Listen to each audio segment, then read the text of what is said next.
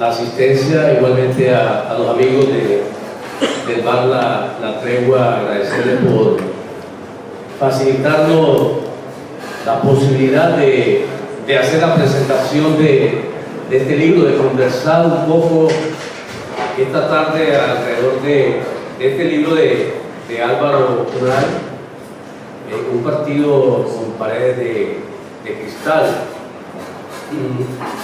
También excusar al compañero Miguel Ángel Bustamante, quien se encuentra un poco delicado de salud por tanto trajín de correr para arriba y para abajo. Y bueno, está joven el muchacho, pero el cuerpo hay veces que también hace sus reclamos y necesita descansar un poco, recuperarse para poder participar el fin de semana en el Congreso del TK. Bueno, ¿por qué hemos hecho esta edición de este texto que ya tiene algunos años de haberse hecho la primera edición?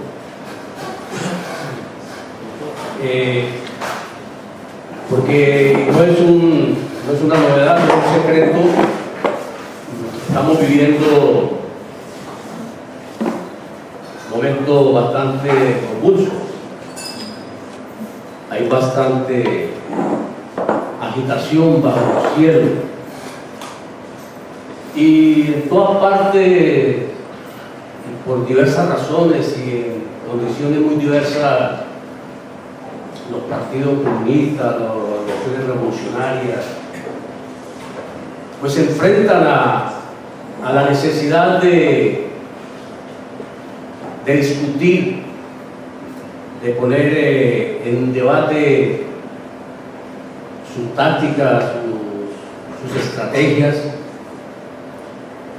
porque en los cambios que se vienen produciendo, pues es necesario adecuarse a las nuevas circunstancias, pero también manteniendo las raíces, manteniendo firme las raíces para poder enfrentar, digamos, tantos cambios que están produciendo la ofensiva imperialista, los avances de la derecha y el fascismo, los cambios en la clase obrera, en los trabajadores y en las relaciones de producción y los cambios en las formas de acumulación capitalista que hace necesaria el estudio a fondo para poderse ubicar en medio de todas esas cosas nuevas. Pero también porque en diversos países se enfrentan retos, ¿no? Digamos, en España, en el caso concreto del PC, pues hay todo un debate sobre la ruptura.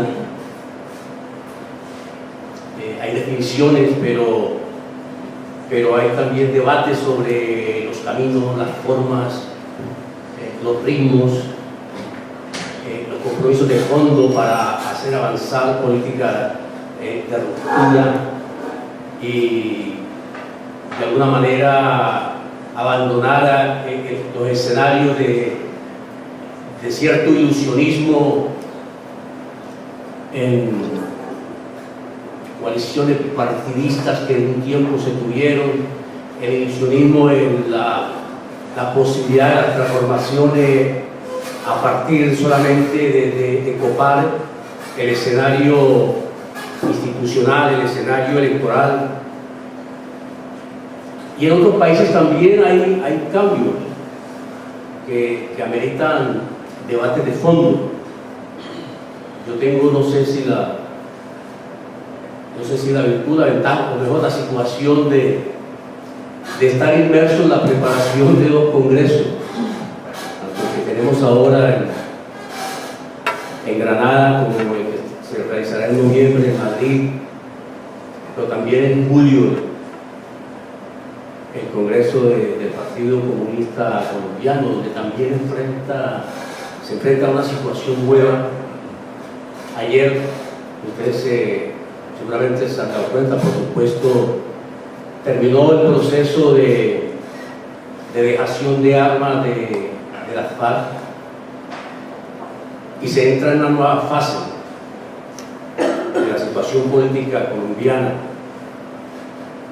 Y teníamos un congreso inicialmente para el mes de diciembre, pero luego vino la pérdida de plebiscito que descompuso un poco el tablero y hubo necesidad de aplazarlo para ver cómo se desarrollaban los acontecimientos. Y entonces ahora se hace un congreso para definir la táctica, la estrategia, las políticas de alianzas, las formas particulares de la organización para actuar en las nuevas circunstancias de la necesidad de seguir luchando por la implementación del proceso de paz, por el surgimiento de un nuevo actor político en la vida política, digamos, que llaman democrática. Y entonces todos esos debates, todos estos hechos obligan a debates profundos. En América Latina también los diversos partidos y movimientos revolucionarios comprometidos con los procesos de transformación de los gobiernos democráticos y progresistas, pues tienen que estar haciendo un serio y profundo análisis, balance de lo que ha ocurrido en estos años, de cómo enfrentar la ofensiva de la derecha, ese impulso de la reconquista que toma características violentas, terroristas en Venezuela, pero que igual actúa en todo el continente, y entonces obliga también a todas las organizaciones, empezando por el Foro de Sao Paulo y todos los partidos, a pensar, bueno, qué ha pasado estos años, cómo se ha actuado y cómo se debe actuar para corregir errores, para aprender de la experiencia y para evitar esa reconquista por parte del imperialismo, de volver a aposentarse como dueño y absoluto del patio trasero. Entonces, en ese sentido, pues hay debates sobre el tema del programa, de la línea política, de las formas organizativas, etc. Y en ese escenario, pues está el debate sobre el papel de los partidos comunistas. Algunos plantean incluso debates sobre la vigencia o no de los partidos. Algún compañero muy estimado decía hace poco que mientras existiera pobreza en el mundo, sería necesaria y eran vigentes los partidos comunistas. Afirmación que se comparte limitadamente en cuanto, y es las cosas que nos enseña el libro con mucha claridad. Si bien la acción de los revolucionarios, los partidos transformadores, los partidos comunistas tiene su centro de acción la lucha contra la pobreza, contra la desigualdad, etc., ante todo es un proyecto integral, es una concepción de la sociedad, una concepción de la vida, con unos principios, con unos valores, con unas características ideológicas, políticas que tendrán vigencia, ahí sí, como dicen los sacerdotes, a la hora de decir los matrimonios, en momentos de pobreza o también en momentos de prosperidad. El Partido Comunista tiene, al tener un concepto, un modelo de sociedad reflejado en su programa, reflejado en su ideología, pues por lo tanto no tiene su razón de ser en la medida solamente en que existan pobres, sino es el desarrollo de un nuevo tipo de sociedad, de una nueva sociedad en cada país. Y en ese escenario y en esos debates es donde encontramos el valor y la importancia de un libro como este, de un partido con pared de cristal, por varias razones que ahora Carlos y Felipe van a ayudar a desarrollar y podemos hacer un intercambio. Una virtud importante de un libro que ya tiene sus tiempos es que desde la sencillez de los planteamientos nos ubica en la necesidad del desarrollo, la profundización y la recreación de tesis organizativas como parte de la teoría revolucionaria,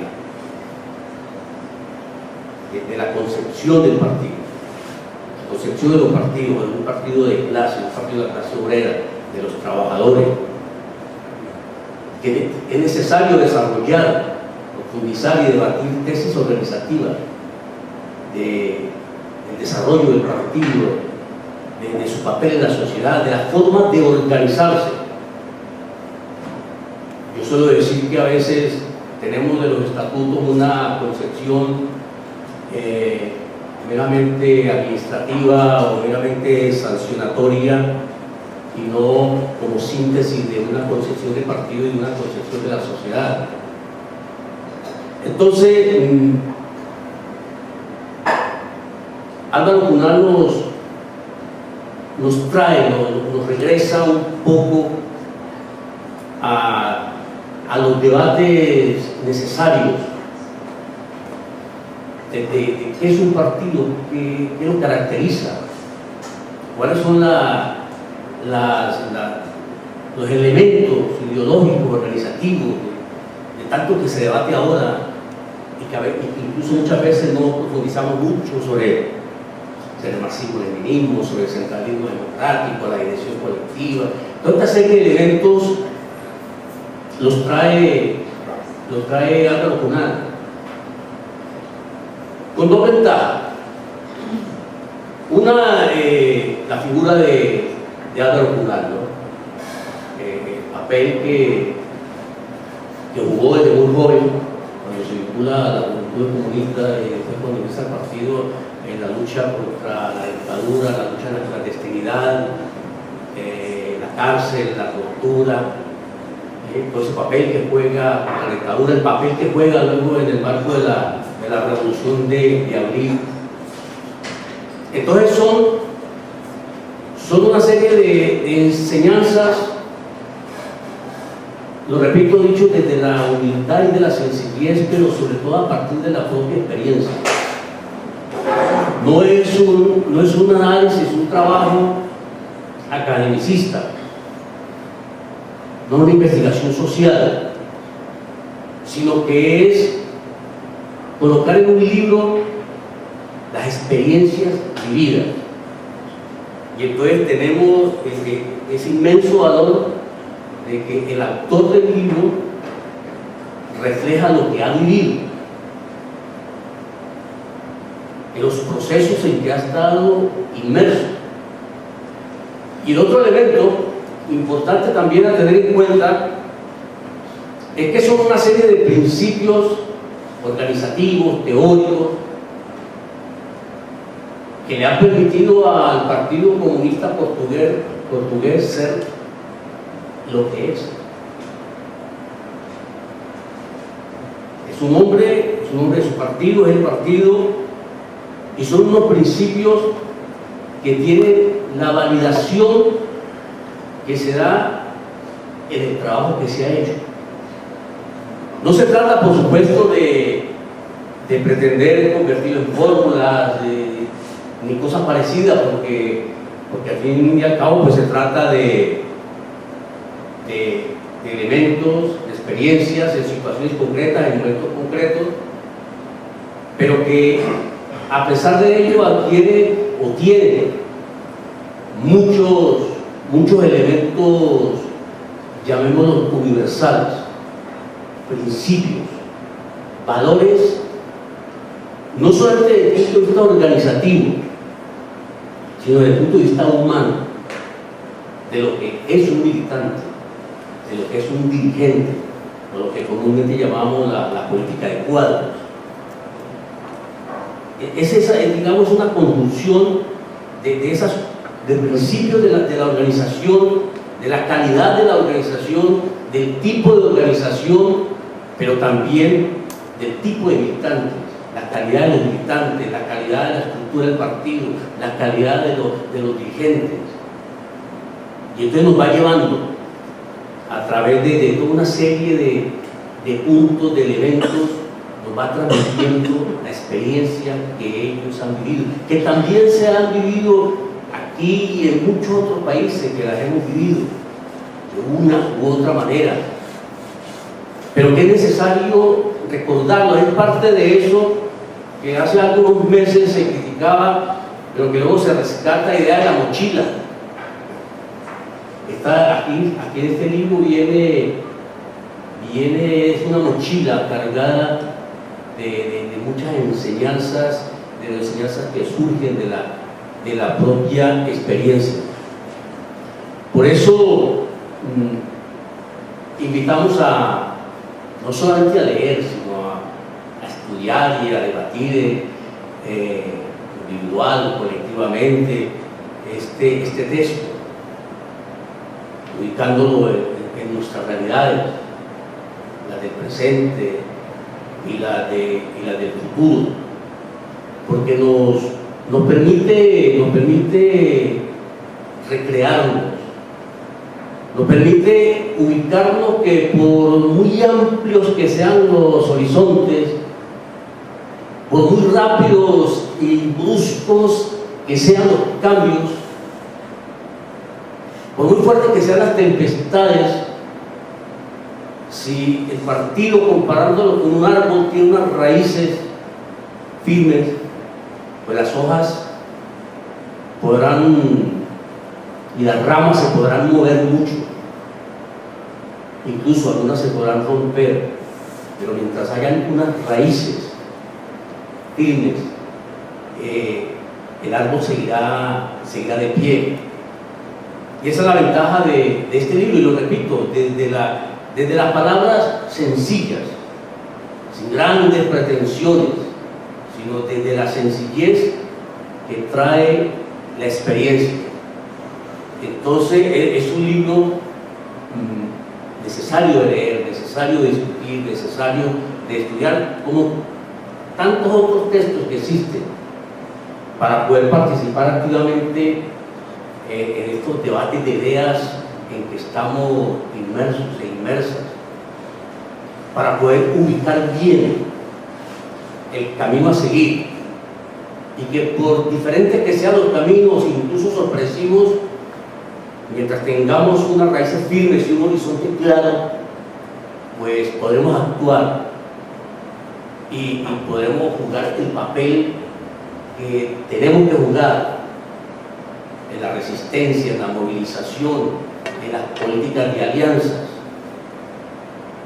Les invito entonces a leer este texto con mucho detenimiento, sabiendo que es un texto de un gran hombre que entregó su vida a la causa de la lucha por la liberación de su pueblo, la lucha contra el fascismo y la lucha por el socialismo.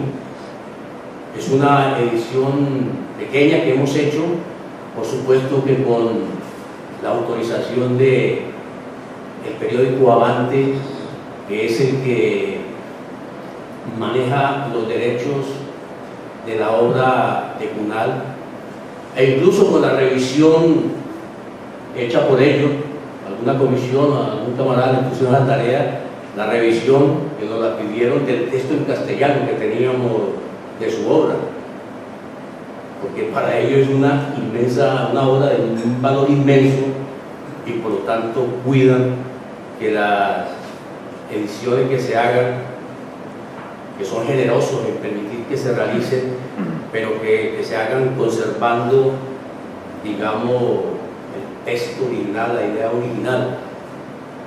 Y nada, yo hasta aquí llego, para poderle ceder la palabra ahora Carlos.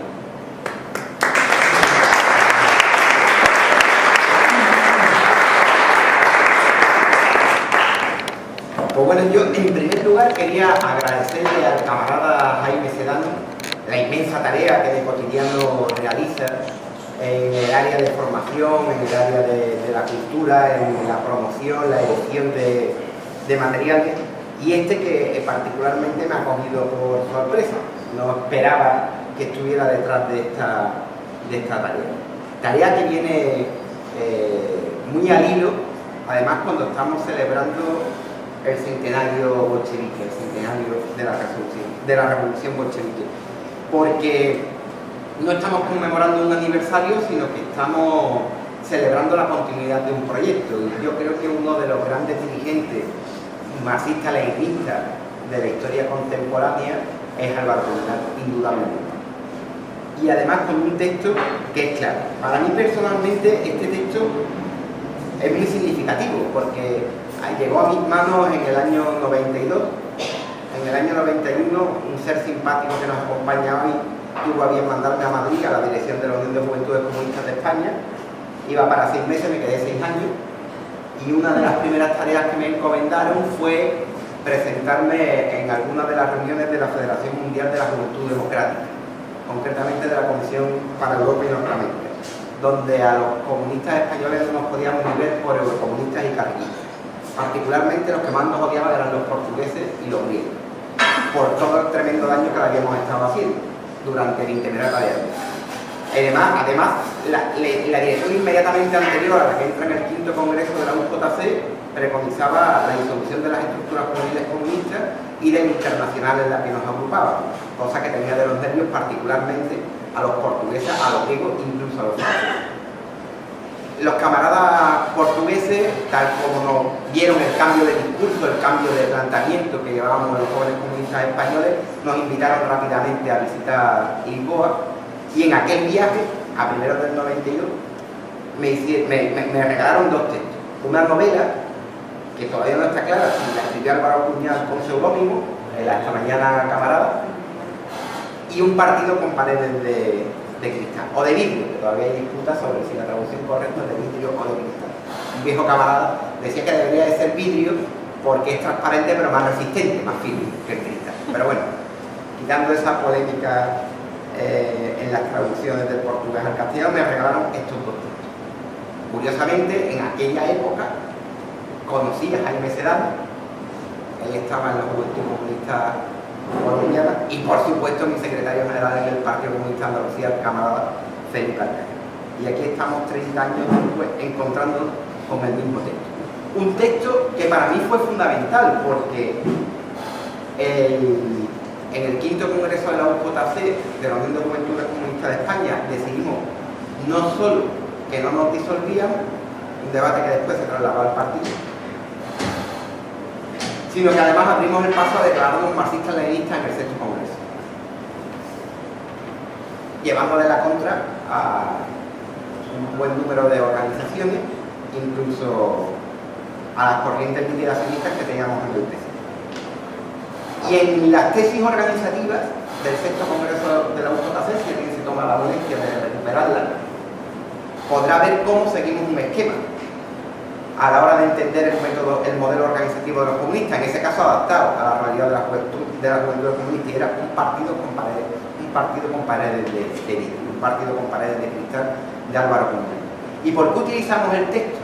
Porque efectivamente una organización que se reclamaba marxista-leninista tenía que seguir la tradición de lo que Lenin planteaba en la estructura de los partidos del nuevo tipo, pero había que adaptarlo a una realidad concreta. Fundamentalmente, adaptarlo a partir de la gran aportación que realiza este texto, y es que no es dogmático en el sentido de que no adelanta una tesis, sino que lo que va a hacer es el resultado de un trabajo y de una práctica desarrollada. Es decir, lo que nos va diciendo es cómo el partido ha ido desarrollando y se ha ido adaptando, y por tanto su método organizativo surge de la interconexión entre teoría y praxis. Eso sí, claro, Álvaro Puñal insistía muchísimo en que el método organizativo está vinculado inexorablemente a la ideología y el objetivo político del partido, no puede ser de otra forma. Y ahí estaba el grave y gran contraste con lo que estaba ocurriendo en España, porque aquí lo que preconizaba era el eurocomunismo con su vertiente hacia la reorganización del partido, hacia las contiendas electorales, mientras que el Partido Comunista Portugués jamás, y después de la experiencia de la Revolución de los Claveles, renunció a la Revolución Socialista. Es decir, un partido pensado para la toma de la conquista del poder político, y en ese contexto dar la batalla electoral como parte de la contienda política y de la batalla ideológica, pero sin renunciar a hacer una organización de la clase articulando contrapoder político. De todo esto se podría debatir durante muchísimo tiempo, pero hay un elemento que a mí siempre me llamó la atención, y es, incluso ahora, la diferencia fundamental a la hora no solo de entender la organización del partido, la distribución de las tareas, sino cómo acometer la tarea política, los trabajos, las iniciativas, las campañas. Estamos en un partido en el que de vez en cuando se decide que ha llegado el momento de dar la sensación de que no nos vamos a ocultar más bajo el burka de otras etiquetas electorales, nos vuelven locos a base de campañas. Y entonces nos encontramos en el mismo mes 3 campañas distintas. Todo el mundo hace campañas. Campañas que no se sabe cuándo empiezan, no se conoce cuándo terminan, y fundamentalmente, generalmente, tampoco se conoce el resultado de la campaña. Es la campaña por la campaña, lo que algunos llamaban el movimiento por el movimiento. Bueno, pues hay un pasaje que a nosotros nos hizo reflexionar mucho entonces la Juventud Comunista, y a mí me sigue haciendo reflexionar a la hora de programar la tarea política en el partido, y que se resume en un parrafito. Lo podría hacer de otra forma, pero yo creo que es el más clarito. Por otro lado, la organización cuidadosa y sistemática de cada actividad, de cada acción, de cada iniciativa, de cada lucha, es un aspecto fundamental de la concreción del trabajo colectivo y uno de los secretos de la eficacia y del éxito de las actividades del Partido Comunista de Portugal. Esto, si os remontáis a los capítulos anteriores y justo a los párrafos anteriores, significa que el plan de trabajo del partido, tanto en su estructura central como en las estructuras inferiores, antes, mucho antes de ver a luz un panfleto, un cartel o cualquier convocatoria, es debatida profundamente por el conjunto de la militancia. Discutida el objetivo, la esencia de la actividad, el entronque con el programa político del partido, la unión con el contexto, el análisis de la realidad concreta y buscando el porqué y el para qué. Y una vez analizado, discutido, perfilado, pasan a la fase organizativa y entonces lanzan. Y entonces la tarea de toda la militancia, del conjunto de la militancia, porque toda la militancia ha participado en la construcción de la propuesta y por tanto todo el mundo sabe qué es lo que le toca hacer inmediatamente. ¿Qué diferencia? ¿Qué diferencia? De ahí que no sea extraño ver esas inmensas movilizaciones que protagoniza el Partido Comunista de Portugal, tanto las propias reivindicadas como partidarias, como aquellas que desarrolla en frentes unitarios, donde es asombrosa la cantidad de la articulación y la forma en la que aparece el Partido Comunista de Portugal en esas acciones, en esas movilizaciones, en esas manifestaciones, porque nada es improvisado, porque nada está dejado al azar. Probablemente el evento más sintomático, el hito del que muchos de los aquí presentes se acordarán, o recuerdan, o esperan, es la fiesta de Amante, la fiesta que se celebra anualmente a primeros de septiembre. Una fiesta cuyo plan de actuaciones, de actividades, su calendario, que es un libro, algunos lo saben, es un libro, es prácticamente un libro de 30 o 40 páginas, la programación de la fiesta de Amante. No es que se empiece a preparar el año antes de la fiesta, es que se prepara con 2 años de antelación a la fiesta. Es decir, que la programación del año 2017 se empezó a estudiar y a trabajar en el 2015. A nosotros no la inventan con 10 días de antelación. Y así se cometen los errores que se cometen. El año pasado, en Portugal, hubo un homenaje específico a la resistencia popular de los comunistas y los antifascistas por el inicio de la contienda civil en España, en Portugal. En la fiesta del Partido Comunista de España, en España, no hubo ni una puñetera misa. Alguien se lo olvidó, por pura improvisación. No sé si me... Pero esto tiene que ver con la forma de entender el trabajo, con la dedicación que necesita el trabajo organizativo, pero con su íntima conexión con el objetivo, el principio ideológico y el objetivo político. Por tanto, nada se deja al azar. Es muy difícil que en el Partido Comunista Portugués surjan discrepancias internas que den lugar a escisiones, precisamente por esa forma de entender el centralismo democrático en el debate de abajo arriba, etcétera, etcétera, que es lo que promueve una tremenda unidad. También se refleja en el texto. ¿Por qué Álvaro Puñal hacía mucho hincapié en esa cuestión? Porque para muchos era una sorpresa.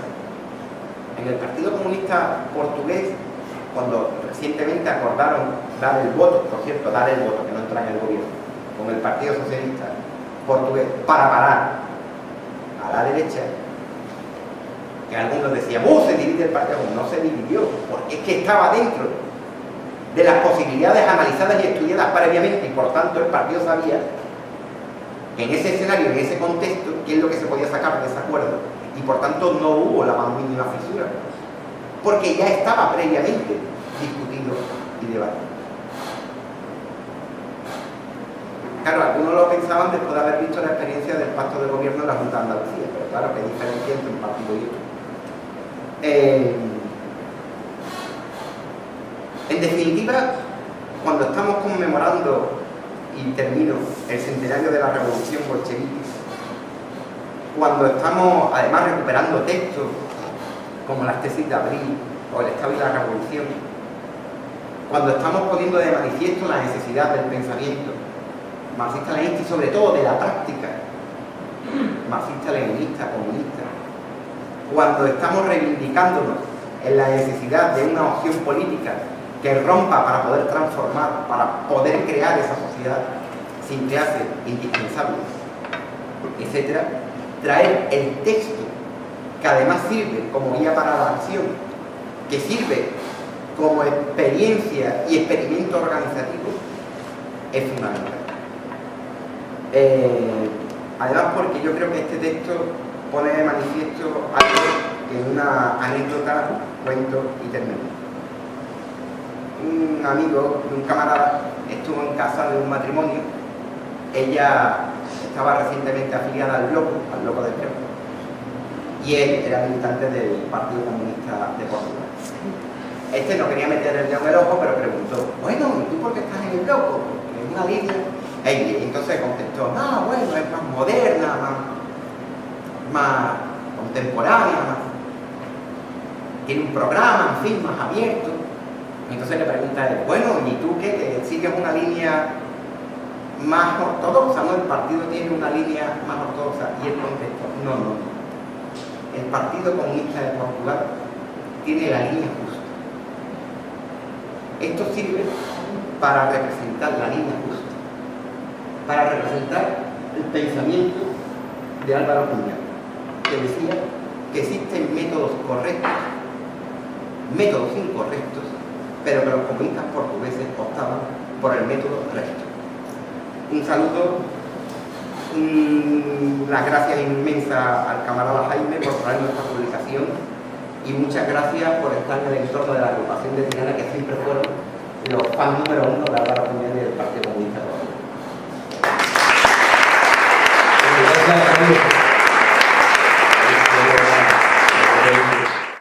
Con dos tweets teóricos, para entender un poco el contexto en el que se ubica un partido con paredes de cristal. Es cristal, el vidrio no deja pasar la luz, pero no ve nada.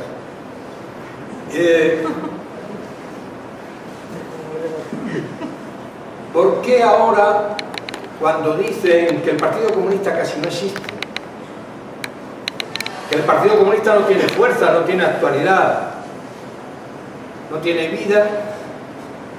¿Por qué ahora cuando dicen que casi no hay comunismo, por qué hay tanto anticomunismo?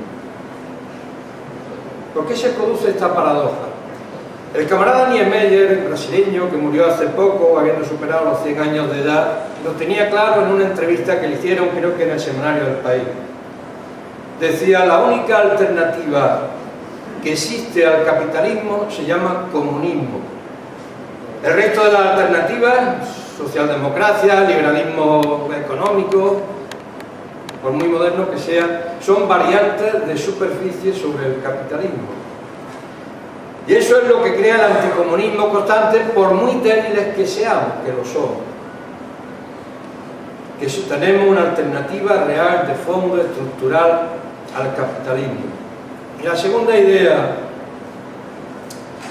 da la impresión en estos momentos como si todo el mundo estuviera enamorado de nuestra historia. La historia de los comunistas españoles. Una lucha heroica durante muchos años, éramos el partido, con artículo determinado no había que añadir nada más porque el resto se había metido debajo de las piedras. Y esa historia, pues todo el mundo quiere representarla. Esa historia todo el mundo quiere ser parte de ella. E incluso hay mucha gente que quiere representarla obviando al propio Partido Comunista, a lo que hacemos la estructura del Partido Comunista. Da esa impresión a veces.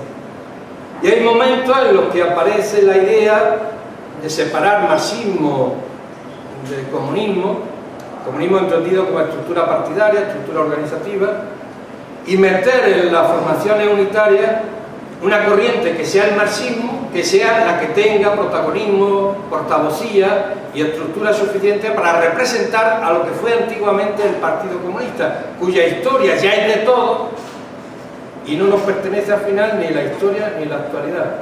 Como si la historia se la llevaran otros y no nos permitieran juzgar en el presente. Esa es la impresión que yo tengo en estos momentos, con respecto a los cuales habrá que reaccionar con lucidez, con fuerza, sobre todo teniendo en cuenta cómo se están haciendo las cosas y la dramaturgia que a veces tenemos los comunistas con respecto a este asunto. Ahora hablaré de él, pero en el 28 Congreso del Partido Comunista de la Unión Soviética y en el 9º Congreso del Partido Comunista de España se quitó a Lenin bajo el grito de ¡Viva Lenin! No vayamos a tener que sufrir ahora que bajo el grito de ¡Viva el Partido Comunista de España! Convertirnos en una corriente neomarxista, pero no en una estructura, en un partido que tiene interlocución real y que tiene vida propia, teniendo por lo tanto estructura y finanzas propias. Yo conocí personalmente a Cuñal en el 28 Congreso del Partido Comunista de la Unión Soviética, en el interior del Kremlin, en los ascensores, íbamos a subir los ascensores, había mucha gente, mucha cola, y allí lo conocí yendo al salón de actos, que es moderno, muy moderno, amplísimo, y esperando el ascensor nos acercamos, nos vimos, y él habló de Andalucía, Andalucía. Y yo le hablé un poco de Andalucía, de las cosas de Andalucía, pero muy poco. Subimos en el ascensor, seguimos hablando, después hicimos otra paradilla y ya nos separamos y no volví a verlo.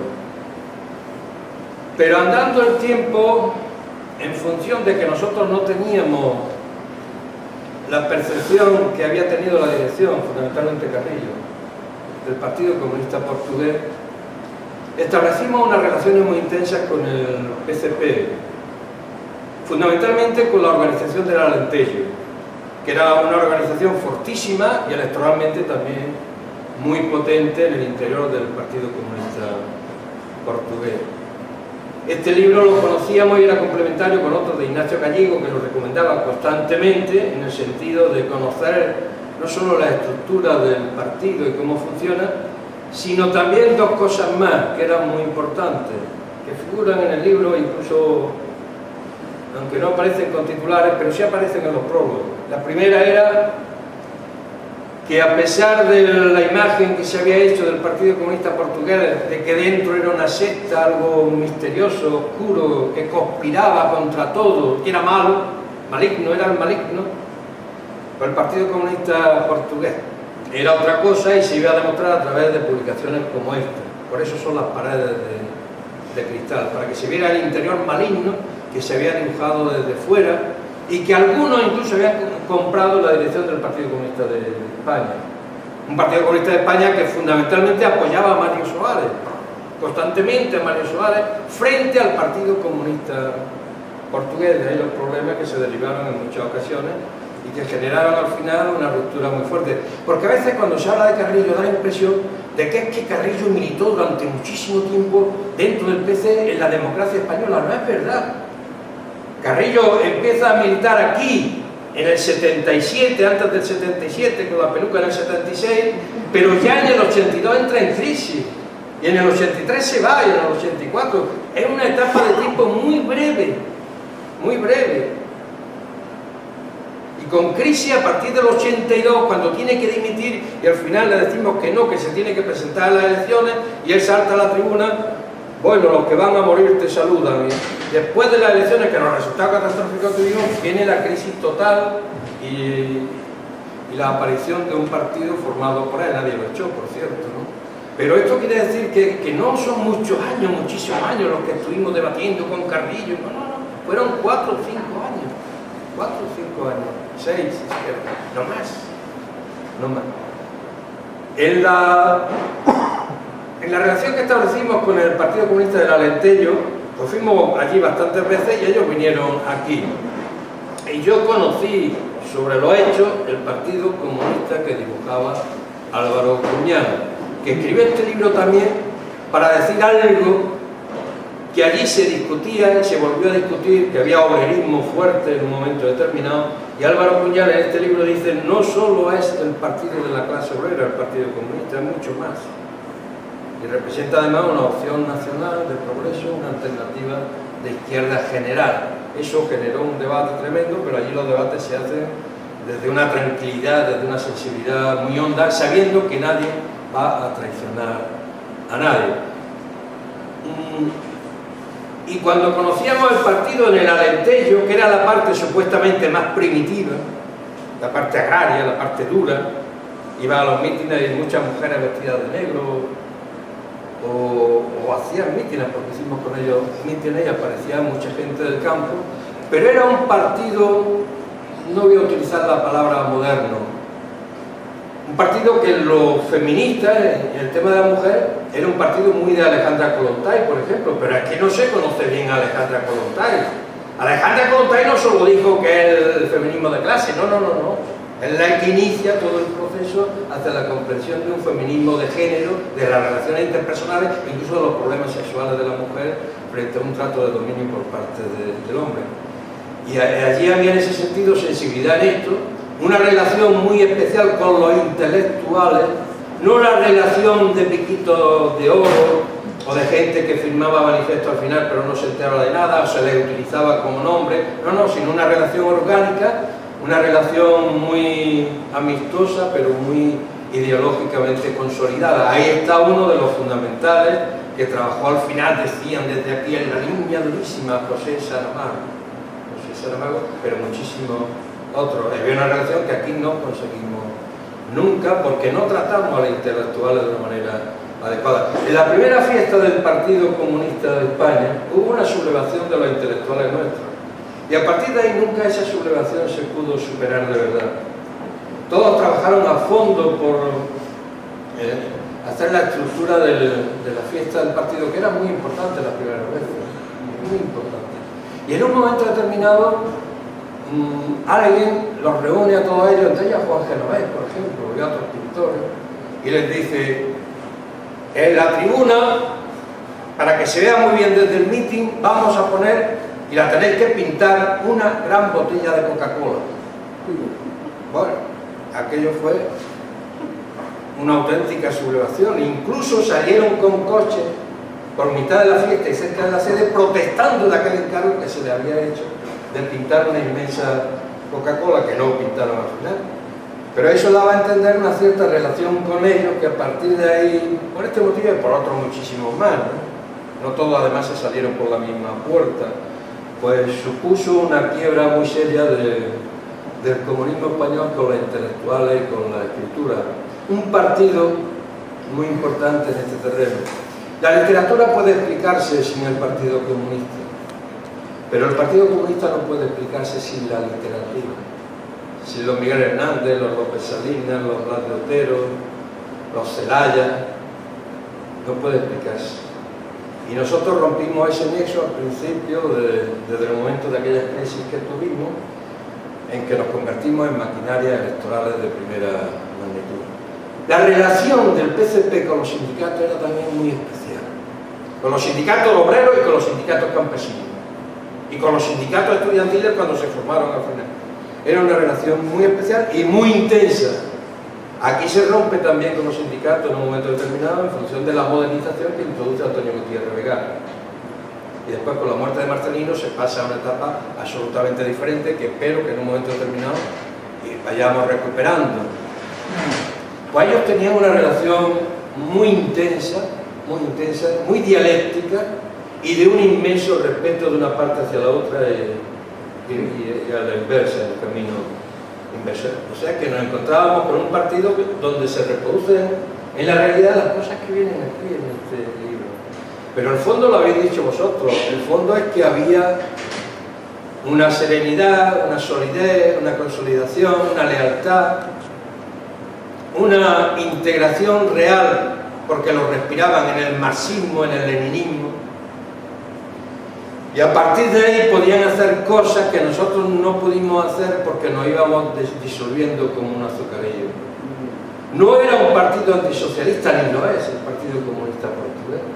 Y algunas veces, no ha sido esta la primera, votaron a Suárez, a Mario Suárez, con lo que se habían dicho durante la campaña.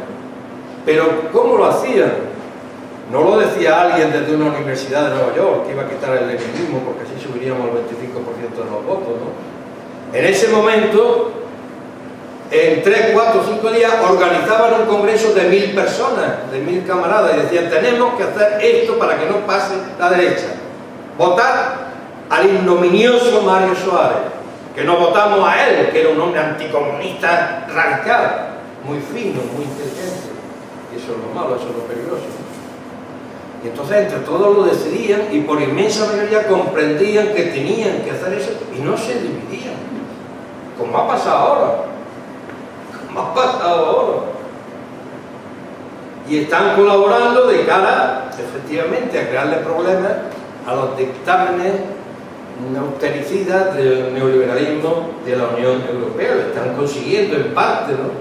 Hay datos, hay señales muy importantes, pero lo hacían desde la seguridad ideológica, esa que rompimos nosotros. Carrillo, en un momento determinado, antes del 9º Congreso, al que he hecho referencia antes, donde se quitó a Lenin gritando "Viva Lenin", anunció desde una universidad norteamericana, una de las más reaccionarias, que íbamos a quitar el leninismo. Se formó un pifoste de mucho cuidado. Cuando vuelve aquí explicó que íbamos a quitar el leninismo porque así subiríamos al 25% de los votos.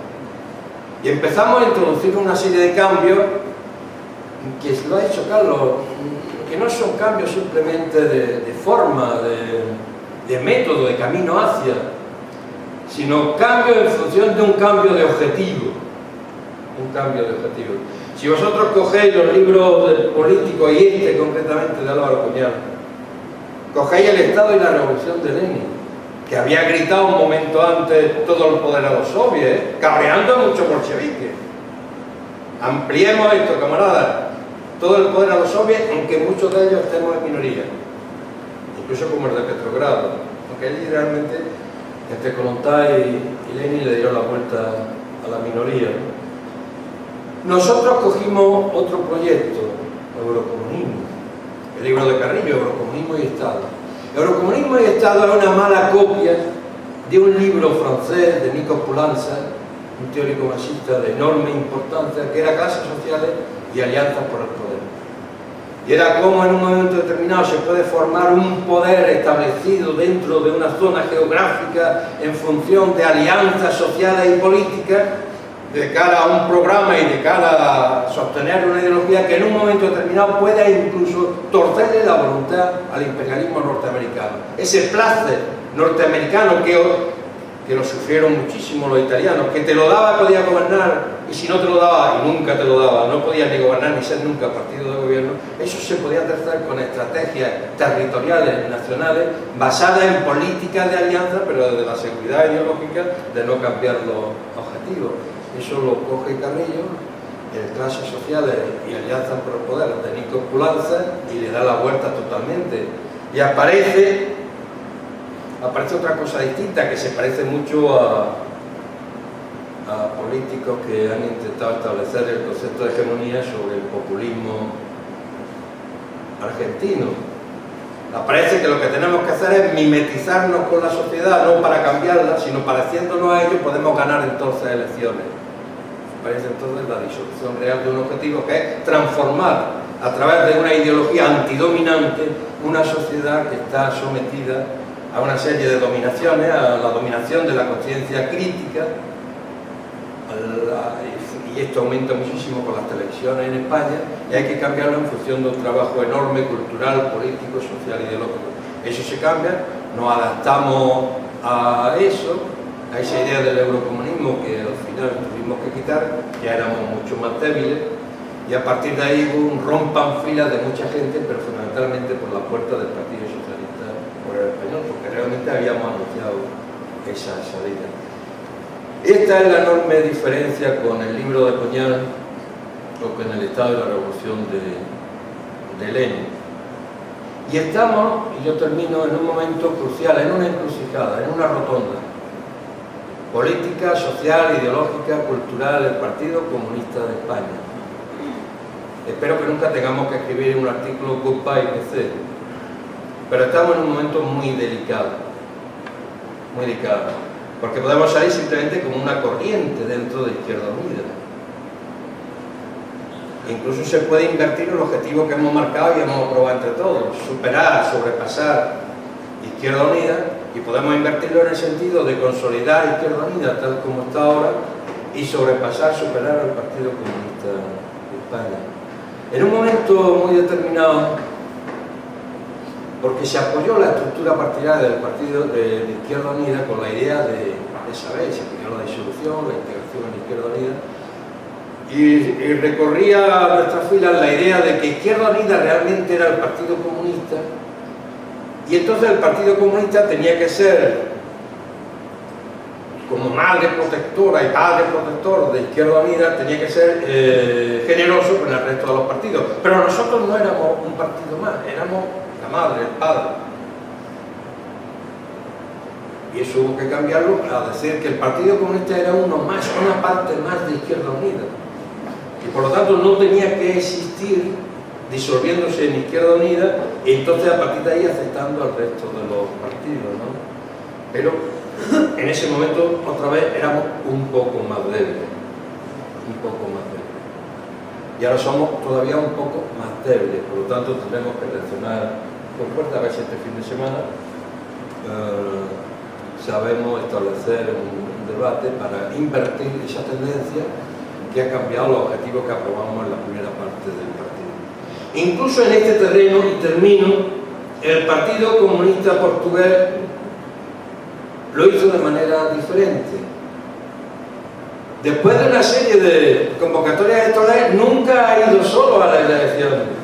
Nunca ha ido solo.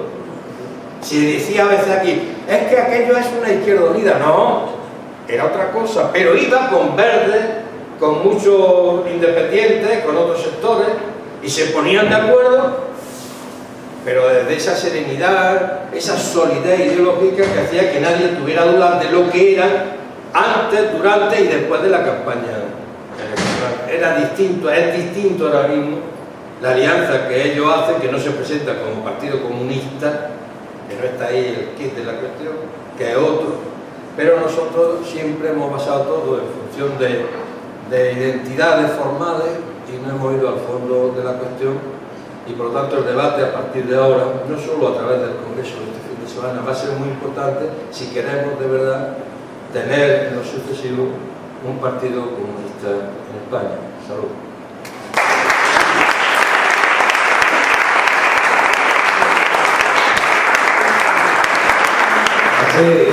Hace algunos meses Alberto Garzón solía decir que aquí en España era más fácil que la gente supiera o conociera quién era ese endemoniado señor Maduro, diabólico presidente de Venezuela, pero que no sabían quién era el presidente de Portugal. Tenemos aquí al lado una experiencia muy importante, tan importante como experiencias que han habido aquí y en otros pueblos, pero está aquí y que vale la pena conocerla. Este libro nos permite conocerla, así como también vale la pena y necesitamos conocer la experiencia de la resistencia y la construcción de poder popular y de lucha del pueblo palestino, del cual los compañeros y las compañeras de la plataforma de Sudaco-Palestina contribuyen mucho a ello, a que conozca o que conozcamos lo que pasa en Cuba, conozcamos lo que pasa en el Sáhara, conozcamos lo que están sucediendo en muchos otros pueblos, porque uno de los principios que plantea Puñal y el Partido Comunista Portugués y muchos partidos, además de la regla de oro, la famosa regla de oro de que un partido de la clase obrera pues es absolutamente normal que tenga una buena cantidad de dirigentes obreros en su dirección. Además de esa regla de oro que anda el internacionalismo de conocer procesos, historias, conocer también las nuestras, conocerlas para poder a partir de esas muchas mochilas poder seguir avanzando, poder seguir derrotando las derrotas y poder seguir haciendo camino. No sé si habrá algún comentario, alguna intervención. Ya llevamos casi una horita aquí de conversación. Si alguien quiere hacer algún comentario, y si no es así, pues podemos dar por terminada esta parte.